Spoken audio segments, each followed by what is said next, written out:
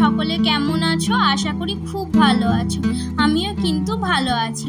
আজ সকাল থেকে তোমাদের সাথে এই ভিডিওটা আমি স্টার্ট করে দিয়েছি। বলো তোমাদের সকলের রোজা কেমন কাটছে? আল্লাহর রহমতে আমাদের সকলের রোজা কিন্তু খুব ভালোই কাটছে। আর তোমাদের কেমন কাটছে সেটা কিন্তু আমাকে কমেন্ট বক্সে অবশ্যই জানিও। সকাল থেকে ঘরের সমস্ত কাজ শুরু করে দিয়েছি।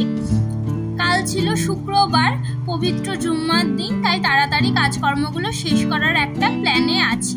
কিন্তু যতই ভাবি যে তাড়াতাড়ি শেষ করবো, আর যেদিন ভাবি সেদিন কিন্তু একটু ঠিক দেখবে দেরি হয়েই যায়। সকালবেলাতে আমি এখন পেঁয়াজ আলু এই সমস্ত নিয়ে বসে পড়েছি। আসলে আমার মা আব্বুরা এসেছে, আর অনেক কিছু এরকম আলু পেঁয়াজ সমস্ত সবকিছু ওনারাই নিয়ে এসেছেন। তো আমি এখন সেই সমস্ত আলু পেঁয়াজ ঠিকঠাক করে যদি না রাখি তাহলে তো আলু পেঁয়াজ খারাপ হওয়ার একটা চান্স আছে। আর যা গরমটাই না পড়েছে, আমাদের তো ভীষণ গরম পড়েছে কলকাতাতে। তো যাই হোক, আমি ওই সমস্ত রান্নাঘরে ঠিক করছিলাম, আমার হাজবেন্ড আমাকে সাহায্য করছিল। তারপরে চলে এসেছি ওয়াশিং মেশিনে জামা কাপড়গুলো কাচতে দিতে। আর তার সাথে সাথে আমি রান্নাটাও বসিয়ে দিয়েছি। ওই গরমের মধ্যে না বিকালে আর রান্না করতে একদম ইচ্ছে করে না, তাই দুপুর থেকেই রান্নাটা কাজের ফাঁকে ফাঁকে আমি করে নিচ্ছি। আজকে একদম না আমি সিম্পল রান্না করেছি, ডিম আলু দিয়ে, আর উপর থেকে একটু ধনেপাতা ছড়িয়ে দিয়েছিলাম। বেশ ভালোই হয়েছিল কিন্তু রান্নাটা, খুব টেস্টি হয়েছিল, যেরকম হয় আর কি ডিম আলুর তরকারি। তো তারপরে আজকে আমার কাজের আপা আসেনি, তার জন্য আমাকে এই সমস্ত ঘর বাড়ি ঝাড় দেওয়া মোছামুছি করতে হয়েছিল। তো আমি এখন ভালো করে রুমগুলো সব ঝাড় দিয়ে নিচ্ছি। আর যতই হোক দেখবে যেদিন আমরা হাত লাগিয়ে কাজ করব না, সেই দিন কিন্তু অনেক কাজই করা হয়ে যায়। আর আমাদের রুমের আজকে সমস্ত সবকিছু না পরিষ্কার করেছিলাম, তাই অনেক ধুলো বেরিয়েছিল। তারপর তো এটা ইফতারের সময়, ইফতারের টাইম হয়ে গিয়েছিল। ইফতার নিয়ে আমি আর আমার হাজবেন্ড বসে পড়েছি এখন। আর তোমাদের সাথেও আজকে ইফতারটা একটু শেয়ার করলাম। ইফতার খাওয়ার পর আমি তো চলে এসেছি যথারীতি চা বানাতে। এটা ছাড়া তো আমার একদমই চলবে না সন্ধ্যাটা। চা বানিয়ে নিলাম। তারপরে না কালকে আমাদের বাড়িতে একটু আয়োজন আছে ইফতারে, তার জন্য আমি এখন থেকে একটা চিকেনের প্রিপারেশন বানিয়ে রেডি করে রাখছি। কাজ যদি একটু আগে আগে গুছিয়ে করা যায় তাহলে কিন্তু দিনের দিন অতটা অসুবিধা হয় না। আমি চিকেনের ব্রেস্ট পিসগুলোকে ছোট ছোট করে কেটে নিয়েছিলাম।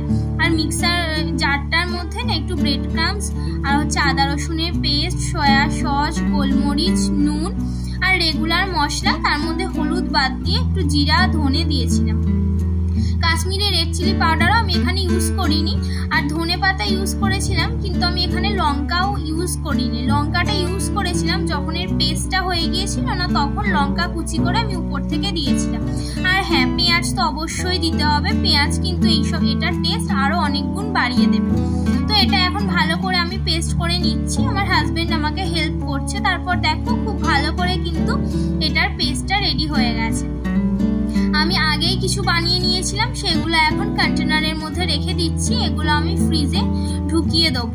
এরকম করে যদি আমরা কিছু খাবার দাবার ইফতারের জন্য বানিয়ে রাখতে পারি আগে থেকে, তাহলে দেখবে ইফতারে কিন্তু অনেকটাই সুবিধা হয়। আমি এরকম করে না টিস্যু দিয়ে দিয়ে একটার ওপর একটা এরকম ভাবে রেখে দিচ্ছি। টিস্যু দিয়ে রাখলে কিন্তু জিনিসটা গায়ে গায়ে লেগেও যাবে না। আর টিস্যু তো একটা শুকনো পেপারের মতো, ওর উপরে রাখলে কিন্তু ভাজার সময় গায়ে গায়ে লাগবে না। আর যখন আমরা এগুলো ভাজবো না, তখন ইজিলি এটা উঠে আসবে। যদিও জিনিসটা একদম শুকনো, তাও আমি এগুলো টিস্যু দিয়েই রাখলাম। আর এখন দেখো হাতের মধ্যে আমি তেল দিয়ে নিয়েছি। তো তোমাদেরকে দেখাচ্ছিলাম কিভাবে করেছি। তোমরা তো আরো ভালো পারো আমার থেকে অবশ্যই, যেহেতু করছিলাম তাই তোমাদের সাথেও একটু শেয়ার করে নিলাম। এরকম করে নিজের ইচ্ছে মতো শেপ দিয়ে নিয়েছি।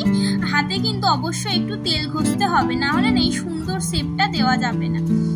এখন আমি সমস্ত ওই ডো থেকে ভালো করে সবগুলোকে না ভালো করে শেপ দিয়ে নিচ্ছি নিজের ইচ্ছে মতো।